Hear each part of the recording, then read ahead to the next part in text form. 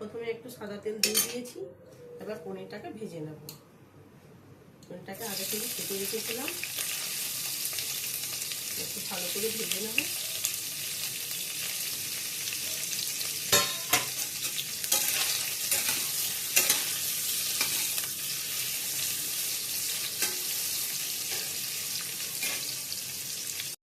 পনিরটা ভাজা হয়ে গেছে। এবার পনিরটাকে জলে ফেলে দেবো। জলটাতে ফেলে রেখে দেবো যাতে নরম থাকে তার জন্য।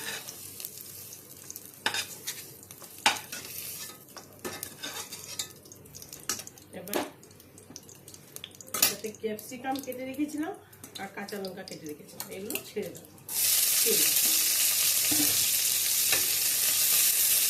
একটু নাড়াচাড়া করে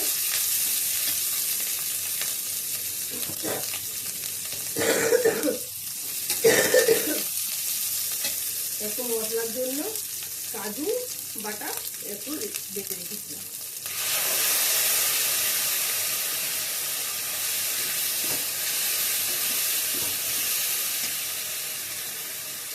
আর একটুখানি শুকনো লঙ্কা গুঁড়ো দেবো, একটুখানি ধনে গুঁড়ো, একটুখানি লঙ্কা গুঁড়ো, সামান্য পরিমাণ, এক চামচ নুন। নাড়াচাড়া করবো।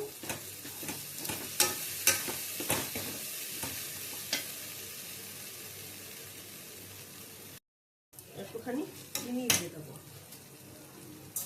স্বাদ মতো। পনিরগুলো ছেড়ে দেবো।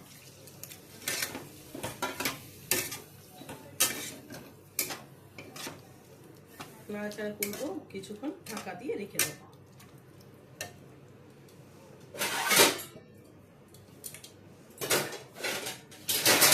কিছুক্ষণ ঢাকা দিয়ে রেখে দেবো।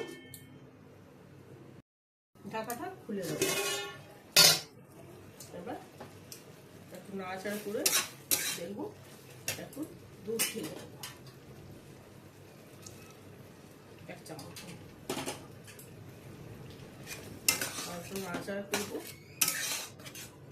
নাড়াচাড়া করে বাটারটা দিয়ে দেবো।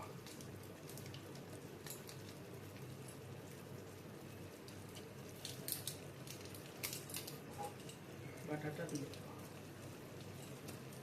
হয়ে গেল আমার রান্না।